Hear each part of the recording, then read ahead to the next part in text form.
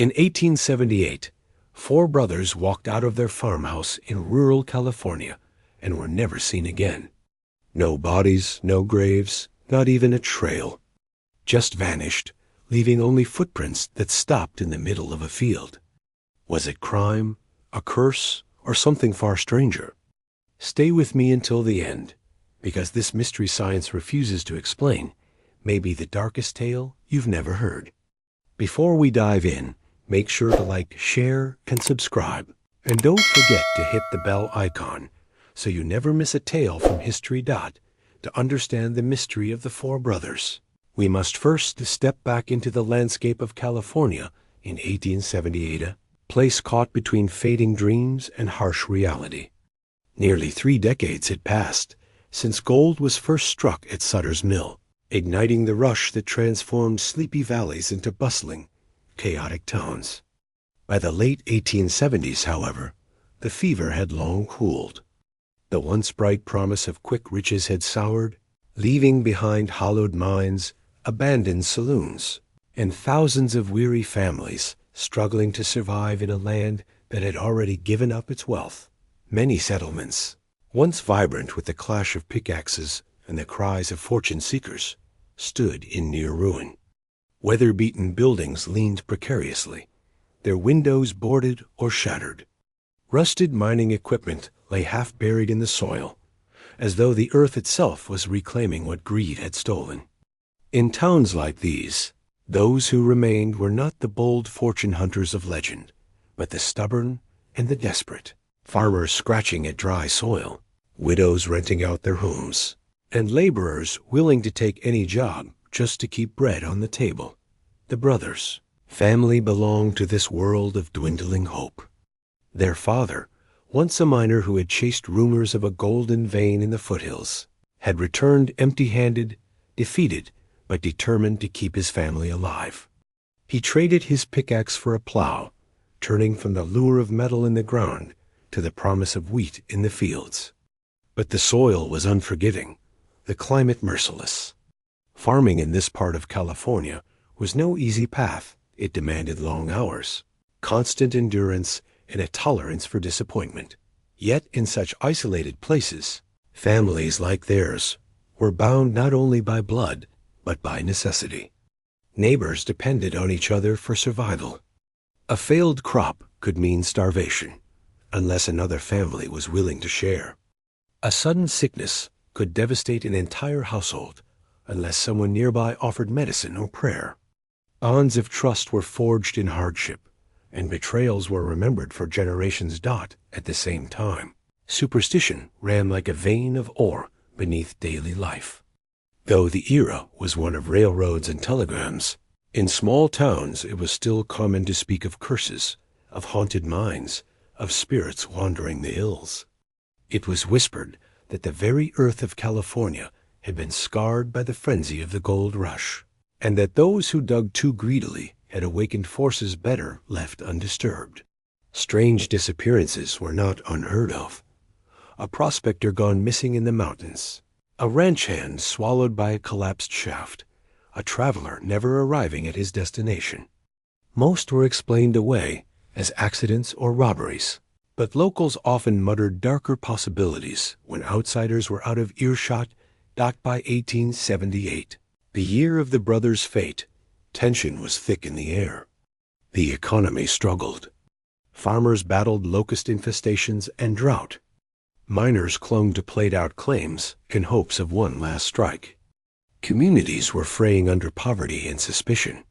When livestock vanished or tools were found broken in unnatural ways, neighbors exchanged nervous glances, but dared not speak aloud what they feared.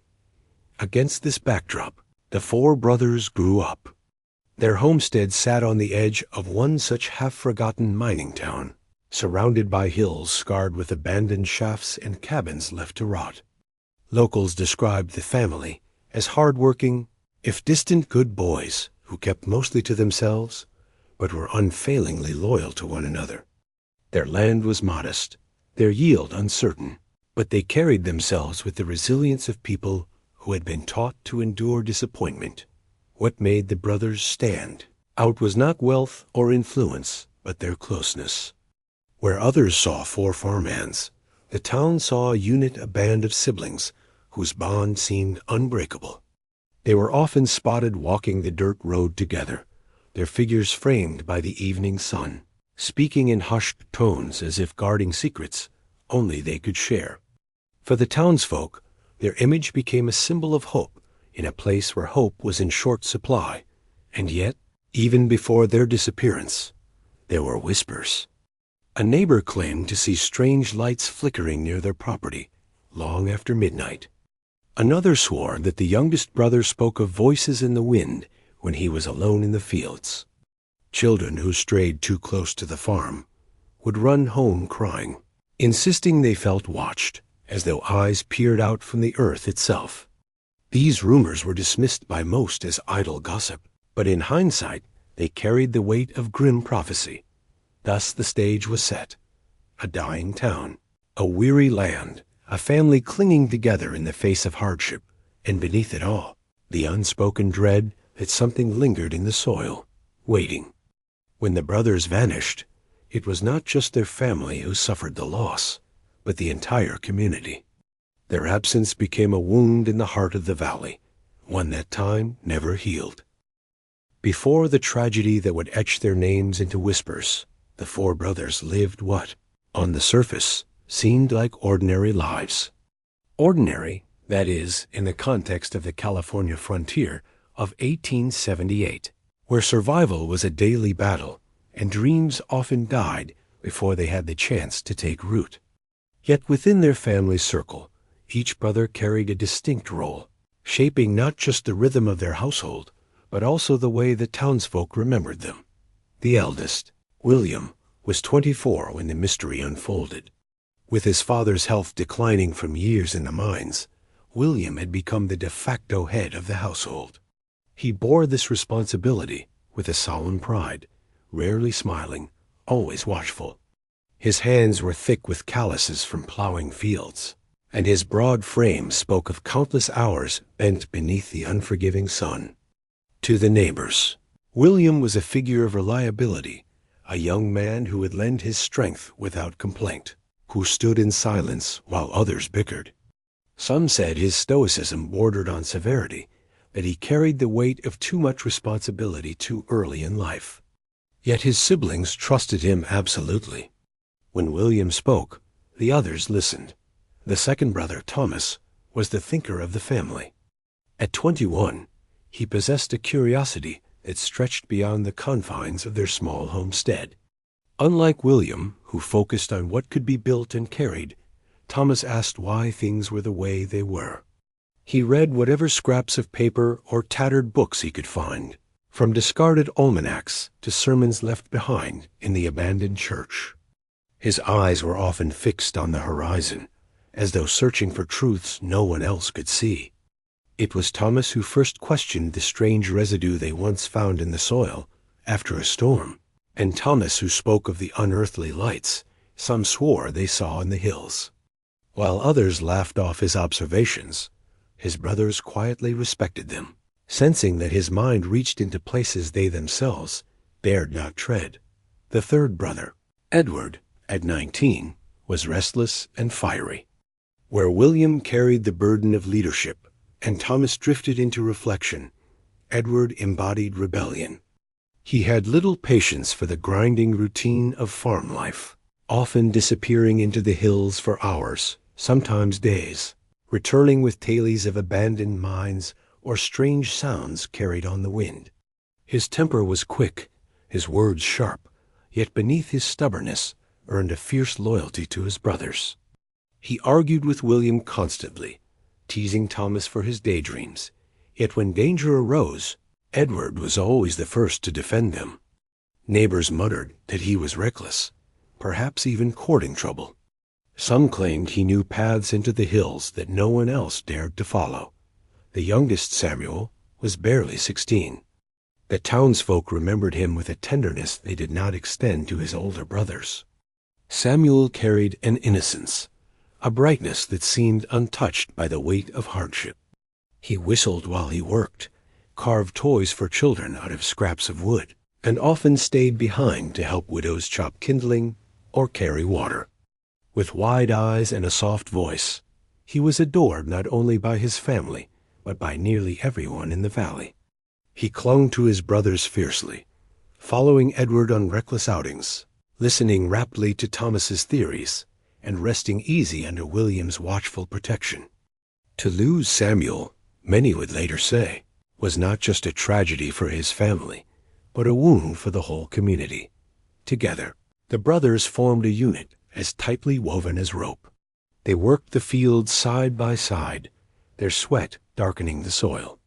At the small church on Sundays, they sat together, heads bowed in unison. On evenings when the day's labor ended, they would sit on the porch of their modest farmhouse, lanterns flickering, speaking in hushed tones while the crickets chirped in the grass. They were young men shaped by hardship, yet bound by loyalty that seemed unbreakable. Still, there were shadows even in their closeness. William's intensity sometimes clashed with Edward's defiance, their arguments carrying across the fields until their mother intervened. Thomas's curiosity occasionally unnerved the others, especially when he spoke of things he could not explain, strange sounds in the night, patterns in the stars. And Samuel, though cherished, sometimes confessed to feeling watched when alone in the barn or fields. Such remarks were dismissed as youthful imagination, yet they planted seeds of unease that would later grow into full-blown dread. The town, too, noticed oddities. Some claimed the brothers seemed too insular, too secretive. They rarely courted young women, never lingered in saloons, and often kept to themselves. Their loyalty to one another, admirable as it was, gave the impression of a family closed off from the wider world. Stories circulated, some innocent, others darker. Children whispered that the brothers guarded something on their land. Old miners suggested they were hiding knowledge of a collapsed shaft rich with ore. A few muttered that they had struck something beneath the soil that was better left buried. Yet when all was said and done, the four were regarded as decent, hardworking, and most importantly united. Their lives, though marked by hardship, had the rhythm of stability. They plowed, they harvested, they argued, they laughed, and they endured, much like countless other families scattered across the valleys of California. No one could have imagined that such ordinary lives would soon dissolve into one of the most extraordinary and chilling mysteries the region would ever know. For when the brothers vanished, it was not four individuals who disappeared. It was an entire pillar of their small community, four strands of a single thread, cut in an instant, leaving behind only questions and silence. The night the brothers vanished began like any other, or so the town remembered. It was early November of 1878, a season when the air turned sharp and frost rimmed the edges of the fields. The harvest had been meager, the soil stubborn, and many families were already tightening belts for the long winter ahead. On that particular evening, the farmhouse of the four brothers glowed faintly with lamplight, a beacon of ordinary routine in a valley accustomed to hardship. Neighbors recalled hearing faint laughter from the property earlier in the night, a rare sound that carried across the quiet fields. One recalled the brothers whistling as they finished tending livestock. Another swore she saw Samuel, the youngest, wave as he carried a lantern to the barn. Nothing in those early hours suggested tragedy, only the comforting rhythms of family, life on the frontier. But as the night deepened, something shifted. Dogs across the valley began to bark, sharp and insistent, their howls cutting through the silence like warnings no one could decipher. A neighboring farmer, jolted awake by the commotion, stepped outside to find his hounds cowering, ears pinned, staring toward the brothers' homestead. In the distance, he thought he glimpsed a flickering light brighter than any lantern dancing near the brothers' fields. He would later swear under oath that the light pulsed unnaturally, fading and flaring as though alive. Other neighbors told of muffled sounds, half screams, half shouts that rose briefly above the wind, then fell silent. One woman, awake with her infant, described the sound as a cry caught in the throat of the earth itself. Another insisted she heard Samuel calling out, though his voice seemed stretched, distorted, as if carried on currents not of this world. By dawn, a chilling silence reigned. The farmhouse, once alive with the sounds of 4 young men, stood eerily still. Smoke no longer curled from its chimney. No figures moved in the yard. When a concerned neighbor approached around midday, he knocked, then pushed open the door. What he found inside would become the seed of endless speculation. The dinner table had been set for 4, plates arranged neatly, cutlery aligned, as though a meal was expected but never eaten. The beds in the small sleeping quarters were carefully made, their covers smooth, showing no sign of rest. By the door, each pair of boots was placed with meticulous care, as if the brothers had prepared to step outside together. Yet the house was empty eerily, impossibly empty. It was in the yard, however, that the strangest evidence appeared. Tracks, 4 sets of them, led away from the farmhouse, pressed deep into the soft soil. For several yards they were clear, distinct, the prints of boots marching in unison. But then, without warning, they ended. The ground stretched on unbroken, as if the brothers had stepped off the face of the earth. There were no signs of struggle, no drag marks, no branching paths. The footprints simply stopped in the middle of an open field, near the place where the tracks ended. Witnesses described finding a dark residue. At first, it appeared like soot or ash, but when touched, it clung to the skin like oil, leaving behind a faint shimmer. One farmer claimed his hand tingled for hours afterward. Samples were taken to town, but no one could identify the substance. Some whispered it was tar. Others insisted it glowed faintly in the moonlight. Whatever it was, it defied explanation, and within days it was gone, absorbed into the soil as if it had never been there. Animals, too, reacted with fear. Horses balked when brought near the field, refusing to step closer. Chickens abandoned their coop and would not return. Even the family dog was found cowering beneath the porch, whimpering, refusing food, its eyes fixed on the empty fields with what one neighbor described as pure terror. The townsfolk, drawn by curiosity and dread, gathered around the property in the days that followed. Some entered the farmhouse, only to retreat in haste, insisting the air inside was heavy, stifling, almost alive. A few claimed they heard faint whispers when they stood in the brothers' room, whispers with no source, fading as soon as one turned their head. Rumors spread like wildfire. Some said the brothers had been taken by bandits who left no trace. Others muttered of old mine shafts, invisible traps that swallowed them whole. The more superstitious spoke of the land, claiming them vengeance for the wounds of mining, curses carried in the soil. Children dared each other to stand at the spot where the tracks ended, but few lasted more than seconds before fleeing in tears. The strangest testimony came from a young girl who lived half a mile away. She told her parents that she woke in the night to see 4 figures walking across the hills, glowing faintly, their forms blurred like smoke. She swore she recognized Samuel among them, his face turned toward her with eyes that shone like mirrors. Her story was dismissed as childish imagination, yet the unease it stirred never faded. As the days turned into weeks, the mystery only deepened. No bodies were ever recovered.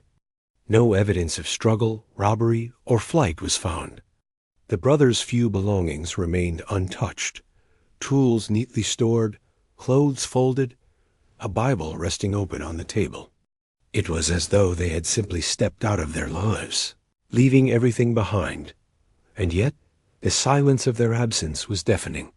4 voices, once heard daily in the town, were gone. 4 pairs of boots sat by the door, waiting for feet that would never return. 4 young men, bound by blood and loyalty, vanished in a single night, leaving behind only questions that no one dared to answer. The valley, already scarred by poverty and decay, now carried a wound that bled into every conversation, every hushed prayer, every whispered warning to children not to wander after dark. For what had happened at that farmhouse was not just disappearance, it was erasure. A vanishing so complete, so unnatural, that to speak of it aloud was to invite fear into one's own home. And so the legend began not with explanation, but with silence. When the disappearance of the four brothers could no longer be explained away as rumor, the sheriff of the valley, Henry Whitlock, took charge of the matter. Whitlock was a man of practical sense, a veteran of the war who had seen his share of blood and hardship. He believed in evidence, in tracks and testimonies, in crimes that could be solved with enough persistence. Yet even from the first moment he stepped onto the brothers' property, he felt a weight in his chest that no amount of logic could ease. The farmhouse offered no sign of intrusion. Windows were unbroken, doors unforced. Nothing of value was missing. Whitlock brought in a dozen men to search the land, combing every inch of the fields, the barns, and the nearby woods. They carried lanterns through the night, calling the brothers' names until their voices grew hoarse. Dogs were brought to track the scent, but the animals balked, tails low, whining, refusing to move beyond the spot where the footprints ended. One hound, pressed too hard, bolted into the woods and was never seen again. For days, the sheriff expanded the search outward. Hills, gullies, and old mine shafts were inspected. Men descended into collapsed tunnels with ropes tied around their waists, only to emerge coughing, shaken, reporting nothing but silence and stale air. Not a shred of clothing, not a drop of blood, not a single broken twig suggested where the brothers had gone. It was as though the earth had swallowed them whole. The more the sheriff pushed, the stranger the reports became. Farmers swore they saw lights flickering in the hills, far from any homestead. A woman claimed she found her well water tinged black the morning after the brothers vanished, though by afternoon it ran clear again. Children spoke of hearing voices calling to them when they walked past the brothers' land, voices soft but insistent, always just beyond the edge of hearing. Whitlock, though a man of discipline, began to grow uneasy. His notes from those days, preserved only in fragments, reveal his frustration. Evidence evaporates like mist. Witnesses contradict. Land itself resists explanation. The case might have ended there, written off as another unsolved disappearance, had it not drawn the attention of men from San Francisco. Word of the strange residue and the vanishing tracks traveled quickly, carried by merchants and drifters. Within weeks, a small team of scientific men chemists, naturalists, and even one geologist arrived by stagecoach. Their presence caused a stir. The townsfolk hoped their instruments and learning might solve what the sheriff could not. For several days, the scientists examined the property. They scraped samples of the black residue into vials, measured the soil where the tracks ended, and sketched diagrams of the footprints. They even brought strange devices, magnifiers, brass instruments, glass tubes filled with liquids that dazzled the local children. Their manner was clinical, detached, as though the mystery were a puzzle to be solved with patience and method. Yet the mood shifted as quickly as it had risen. Witnesses later recalled that the scientists grew pale during their work, whispering to one another, arguing behind closed doors. One local boy swore he overheard them describing the residue as reacting to their tools as though alive. Another said he saw one of the men pour acid onto a soil sample, only to recoil as the liquid hissed violently and burned away faster than should have been possible. None of these accounts were ever confirmed, for the men left abruptly one morning, their wagons loaded with notes and samples. And then nothing. When the sheriff later wrote to San Francisco requesting their findings, he was told there were no such records. The men's names, once proudly spoken, vanished from correspondence. No published papers appeared in journals. No samples were returned. It was as though the investigation itself had been erased, deliberately forgotten. The silence unsettled the townsfolk. Some believed the scientists had uncovered something too dangerous to reveal. Others muttered that the government had intervened, suppressing whatever truth lay buried in the brothers' land. A few whispered that the men had never reached San Francisco at all, that whatever had taken the brothers had claimed them too, somewhere on the road out of the valley. Meanwhile, Sheriff Whitlock struggled to contain growing hysteria. Livestock continued to act strangely. Families moved away, unwilling to live near the cursed property. Children fell ill with fevers that came and went without explanation. Whitlock himself began to falter. Neighbors recalled seeing the once proud man sitting in silence on his porch, his face drawn, muttering that he had looked into the abyss and seen it stare back. Within a year, he resigned his post, retreating into obscurity. The official record of the case dwindled to a handful of dry notes. 4 brothers missing. No leads, investigation inconclusive. But the valley remembered. They remembered the residue, the vanished tracks, the fearful silence of animals, the scientists who came and disappeared from history. And they remembered the feeling that the mystery was not meant to be solved, that to probe further was to risk joining the brothers in whatever fate had claimed them. Thus the investigation ended, not with answers, but with silence. A silence heavier than any conclusion, more damning than any theory. For when even men of science turn away, what remains is not explanation, but fear.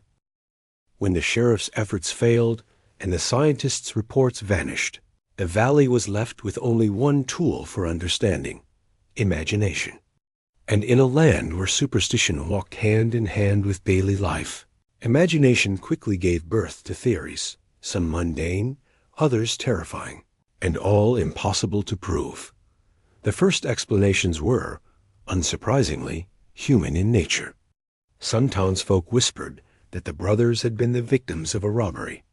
Outlaws still haunted the back roads, desperate men willing to kill for a handful of silver. Perhaps, it was suggested, the brothers had been ambushed, their bodies carted away, their land left untouched to confuse investigators. But if this were true, why had the house shown no signs of intrusion?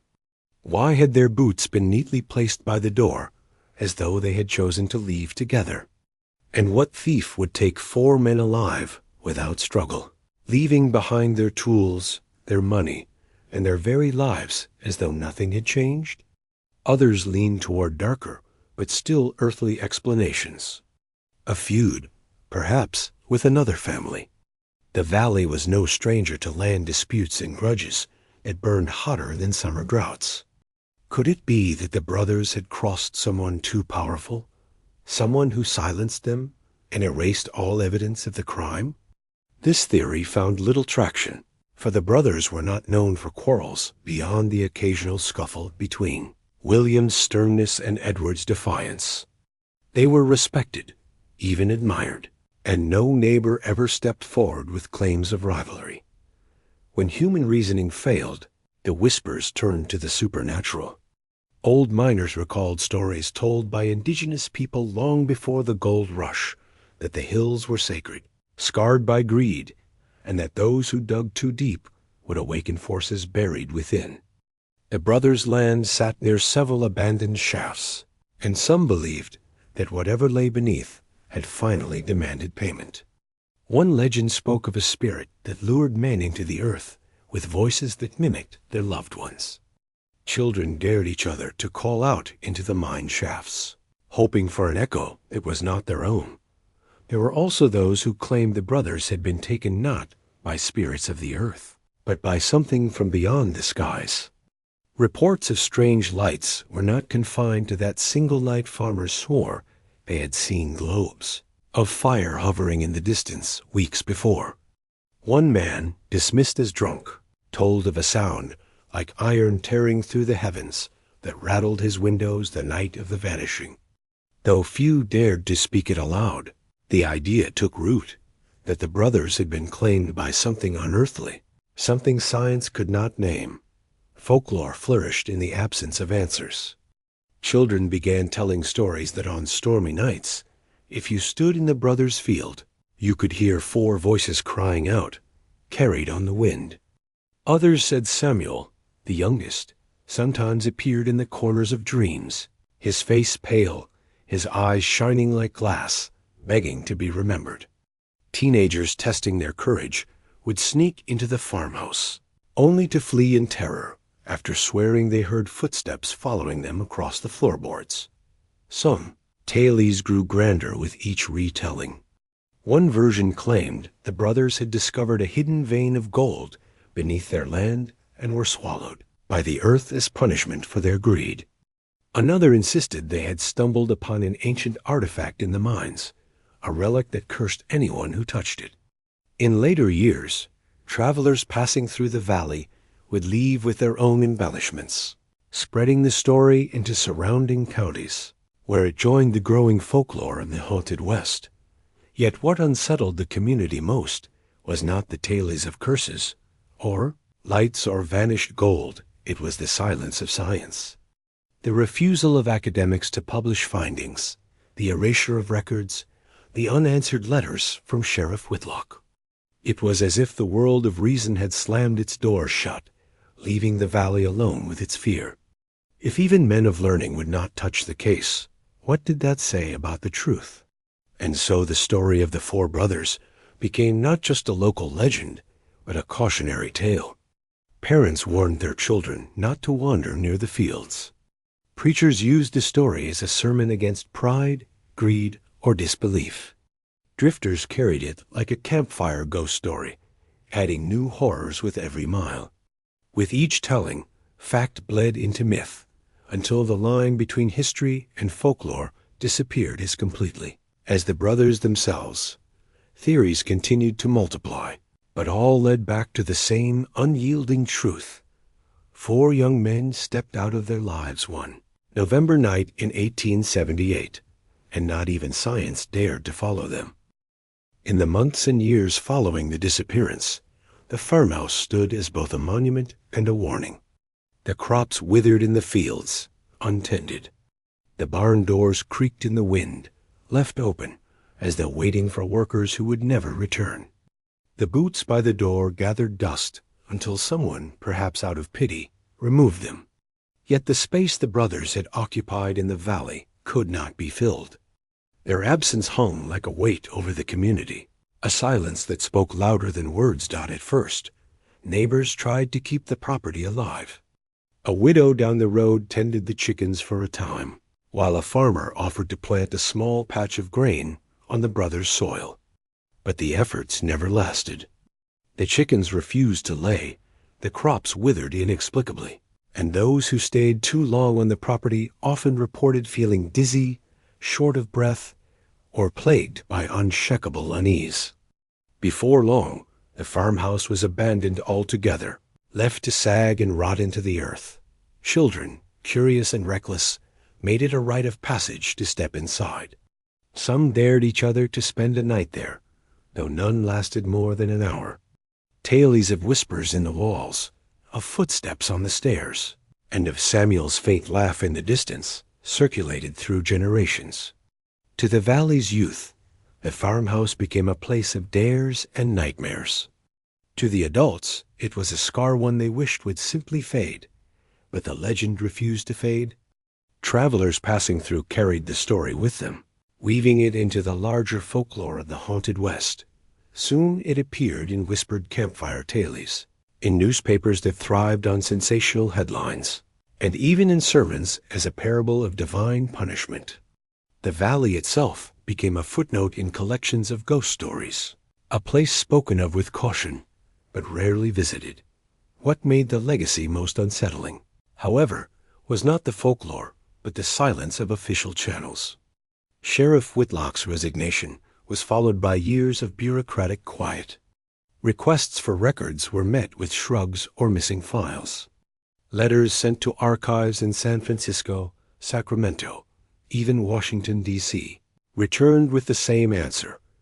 No such documents could be located. The case, it seemed, had been quietly erased. Some suspected conspiracy. Why else would the scientists' names vanish from university rolls? Why would journals that once listed their contributions suddenly omit them from later volumes? Rumors swirled that the government had stepped in, fearful of what the brothers' fate implied. A few even suggested the residue collected from the Yafa field had revealed something so disturbing that burying the truth was safer than confronting it. Others believed the suppression was less sinister, more human. The story was too strange, too defiant of explanation. To publish it would invite ridicule. Better, then, to file it away under folklore, to dismiss it as hysteria, and to let the brothers' memory dissolve into myth. Yet for the valley, there was no dissolving. The silence itself became evidence proof that something had happened which even men of learning dared not touch. Decades passed, and the farmhouse collapsed into ruin.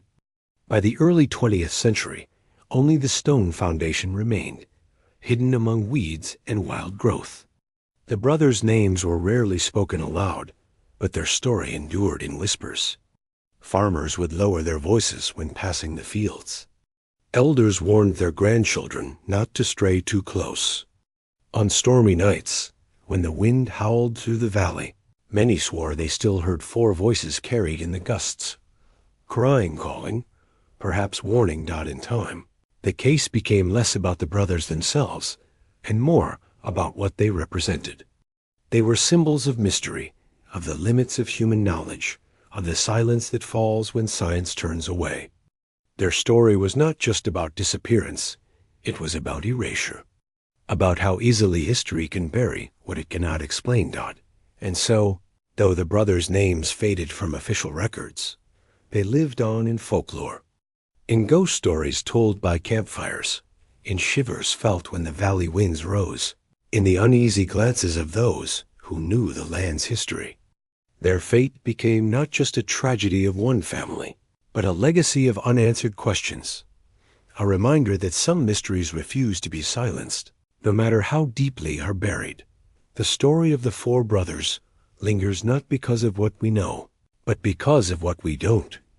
In 1878, on a cold November night, four young men stepped out of their lives and into a mystery that has never been explained. Their farmhouse still stood for a time, their boots still by the door, their tools still lined neatly in the shed. But the brothers themselves, William, Thomas, Edward, and Samuel, were gone. As though the earth itself had reached up and swallowed them. Dot. No evidence was ever uncovered. No bodies were ever found. No theory, whether human or supernatural, has ever fit cleanly over the gaping wound of their disappearance. Science, usually so eager to chase down the unexplained, turned away. Records were lost. Reports were buried. Universities, investigators, and even local officials chose silence over speculation. That silence is, in many ways, the loudest part of the tale, and so the legacy of the brothers is not found in archives or journals, but in whispers, in the stories passed from parent to child, in the nervous glances of travelers who feel uneasy near the ruins of their farm, in the way the valley still seems to carry their absence, like a wound that refuses to close. To this day, locals claim to hear voices on stormy nights, four cries woven into the wind, reminding anyone who listens that some mysteries refuse to stay buried. It forces us to ask unsettling questions. What truly happened that night?